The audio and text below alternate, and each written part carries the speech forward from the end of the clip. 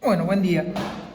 Seguimos acá con funciones medibles. Hago un rápido repaso de lo que vimos la clase pasada. Habíamos visto la definición de función medible, básicamente que las preimágenes de los intervalos tienen que ser medibles.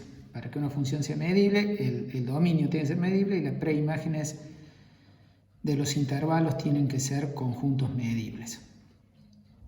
Bueno, habíamos visto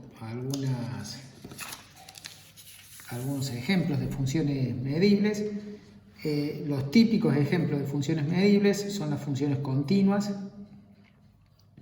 las funciones monótonas, las funciones características de conjuntos medibles. Hoy lo dejé medio tarea, hoy lo voy a repasar porque van a ser muy importantes las funciones características y vamos a hacer la demostración prolija de que estas funciones son medibles si y solo si el conjunto es medible. Bueno, habíamos introducido este concepto de para casi todo punto y vimos que dos funciones, si una es medible y la otra coincide con ella para casi todo punto, entonces, esa es la definición de que dos funciones sean iguales para casi todo punto. Y lo que habíamos visto es que si tenemos dos funciones de las cuales una es medible y la g coincide con la f para casi todo punto, entonces es medible la g. Pues eso es el punto más importante. Habíamos visto esta otra proposición en donde combinación lineal de medible es medible, producto de medible es medible. Lo que no dije acá, que se los dejo de tarea, pero creo que está de ejercicio en el práctico, es que 1 sobre f en el conjunto, 1 sobre f en el conjunto donde la f es distinta de 0, también es medible si la f es medible. Por eso de estar en el práctico de ejercicio, si no lo estoy dejando de ejercicio ahora. Bueno, las demostraciones estaban piola, era ingenioso como vemos que las preimágenes de una suma, la preimagen de un intervalo menos infinito alfa, es unión de este tipo de intervalos. Entonces vemos que si la f y la g son medibles, la f más g es medible. Bueno, este truco, el que usamos para ver que el producto de funciones es medible, basta ver que las funciones al cuadrado, las funciones medibles al cuadrado son medibles, bueno, y ese es sencillo. Y habíamos visto también que si a una medible la compones con una continua, entonces te da medible. Es importante de que, como yo tengo que hacer h de f, la h tiene que estar definida en la imagen de la f, que es complicada la imagen, así que la h está definida en todo R, para que esa composición tenga sentido. Bueno, ¿y qué más habíamos visto en la clase pasada? Nada más, eso es lo que habíamos visto. Así que hoy nos toca empezar con el último de los resultados básicos de medible, que es básicamente que el límite de funciones medibles es medible.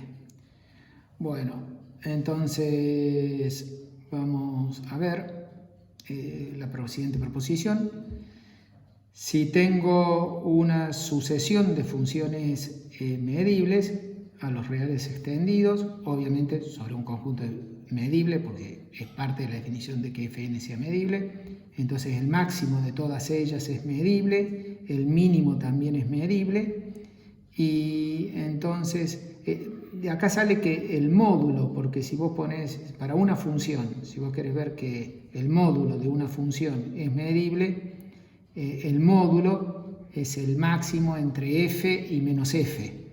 Entonces es el máximo, el módulo es el máximo de dos funciones, entonces de ahí sacás que el módulo es medible. O sea, lo digo más claro, esto es igual al máximo entre la fi y la menos fi. Bueno, así que como voy a probar, y ya sé que si f es medible, alfa por f es medible, así que menos f es medible, y voy a probar de que el máximo de n funciones es medible, así que te sale que el módulo de una función es medible, bueno, mínimo, el supremo es medible, el ínfimo de funciones medibles y los límites. Bueno, acá yo no asumí de que las funciones sean convergentes, por eso dije el primer día de clase que justamente límite superior y límite inferior sirve para cuando a cualquier sucesión le puedo tomar límite superior y límite inferior. Bueno, sean como sean las fn mientras sean medibles, el límite superior y el inferior son medibles.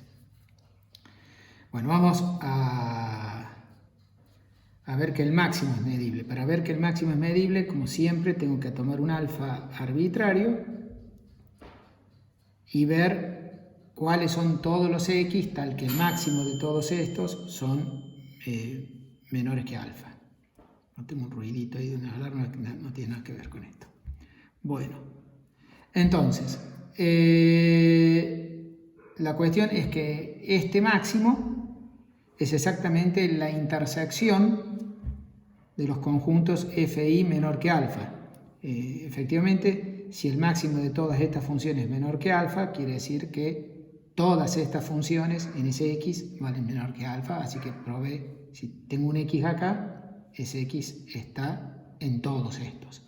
Y recíprocamente, si tengo un x que está en todos estos, quiere decir que las fi es en x da menor que alfa para todos los alfas, así que el máximo de todas ellas da menor que alfa. Bueno, así que esta nos implica y. Porque la hipótesis es que las fn son medibles, así que estos conjuntos son medibles. Pues este argumento anda lo mismo con infinito acá, y si acá pones infinito, acá tenés que cambiar el máximo por supremo. Así que exactamente la misma demostración. Si vos tenés un x tal que el supremo de las fi es menor que alfa, quiere decir que fi en x es menor que alfa para todos los i's. Así que el x va a estar acá. Y recíprocamente, si el x está acá, quiere decir que el alfa es cota superior de fi de x para todos los x, así que el supremo es menor que alfa. Así que ahí hemos probado 2i. Y ahora el límite superior. Bueno, si recuerdan, el límite superior de funciones se expresaba así. Tenías que primero, para cada n, tomas el supremo de la cola de la sucesión. Tenés que tomar el supremo de las fk con k mayor o igual que n. Como por la parte 2, esto que está acá es medible para todos los n. Así que nuevamente ahora estoy teniendo como una sucesión de gns, que son todas medibles por la parte 2. Pero ahora tomo el ínfimo de las gns y de vuelta por la parte 2, o la parte 2 la hice para supremo, no lo dije, pero estoy dejando de ejercicio que tienen que hacer ustedes el ínfimo, que se hace muy parecido a esto. Así que el ínfimo de estas medibles es medible, así que el límite superior de medibles es medible. En particular, el límite, si yo ahora tengo una sucesión de funciones que converge puntualmente a una f y las fn son medibles, entonces la f va a ser medible.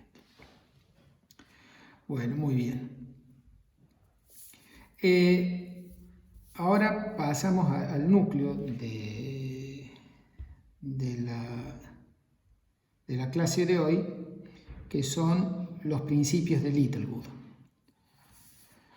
Es aproximación de funciones, entonces todo lo que habíamos dicho hasta acá se refería para funciones medibles en cualquier espacio de medida. Ahora nos mudamos al espacio de medida preferido nuestro, que es R con la medida usual, la medida de Lebesgue. Así que, ¿qué es este tema? Bueno, es pariente de este tema que ya vimos, yo insistí que era importante. Este resultado, que ya lo sabemos, es lo que forma parte de los principios de Littlewood. Acá yo los estoy enunciando muy vagamente porque están bien enunciados en clases anteriores. Y decía lo siguiente, que un conjunto es medible si y solo si, o sea, A es medible si y solo si A es casi abierto. es abierto salvo por medida epsilon.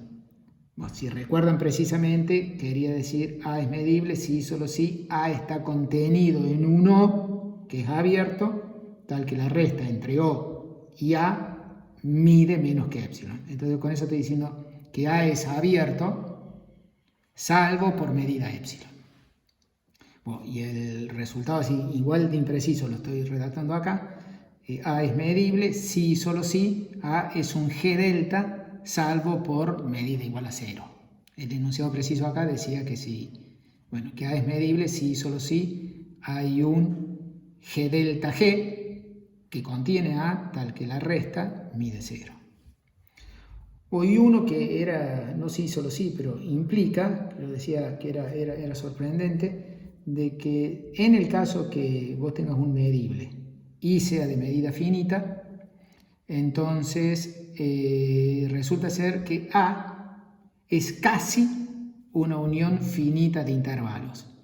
¿Se acuerdan? Este es el resultado en donde decíamos que hay una unión finita de intervalos, de modo tal que la diferencia simétrica entre esos intervalos y A medía menor que epsilon. Acá dice salvo por medida menor que epsilon. Bueno, está enunciado informalmente. En resumidas cuentas, los medibles son casi abiertos, mucho menos casi G deltas y son casi unión finita de intervalos. Pues ese es lo que constituye medio el primer principio de Littlewood, que los medibles son casi abiertos, casi G deltas, casi unión finita de intervalos. El segundo principio de Littlewood va a decir lo siguiente, que si yo tengo, no dejo ver esto, el segundo principio de Littlewood va a decir que las funciones medibles son casi y igual que acá medibles son casi abiertos o casi G delta o casi unión finita, depende, es como que el primer principio de Littlewood tiene 3 versiones. Bueno, acá hay varias versiones también. Las que nosotros vamos a ver es que una función es medible si y solo si es casi una función simple. Que ya vamos a decir qué es lo que es una función simple. Y f es medible si y solo si es casi una función continua. Emparentonados con los principios de Littlewood acá, es como que este principio de Littlewood, f medible es casi continua, es pariente de a medible, es casi un abierto. Estos dos son parientes. Y f medible es casi una función simple, ya digo lo que es una función simple, es pariente, es medio pariente de esto, pero es más fino todavía. Es más fino. Bueno, ese es el segundo principio de Littlewood. Y el tercer principio de Littlewood es que si yo tengo una sucesión de funciones, todas medibles, y entonces fn, si tengo una sucesión de funciones donde fn converge a f y son medibles, bueno, entonces casi que fn converge a f uniformemente. Pues las comillas que están puestas acá constituyen este teorema. Es un teorema sencillo, lo vamos a llamar teorema básico de aproximación. Este teorema bien enunciado se va a llamar el teorema de Lusin. Este teorema bien enunciado se va a llamar el teorema de Egorov. Así que si todo anda bien, vamos a probar esos 3 teoremas a continuación. Bueno, recuerdo un poquito para introducir, antes de empezar con las demostraciones, lo que es una función escalonada. Estas funciones escalonadas, claro, yo podría haber incluido acá el escalonada, que dejo de ejercicio ver un buen enunciado acá con escalonada. ¿Qué es lo que iría acá con escalonada? Bueno, acá viene la definición de qué es escalonada. Cumplieron un rol central cuando aprendimos integrales, la integral de Riemann. Voy directamente y repaso lo que es una función escalonada, después sigo conversando un poquito de esto. Una función se dice escalonada, tiene que estar definida en un intervalo, para que hablemos de función escalonada.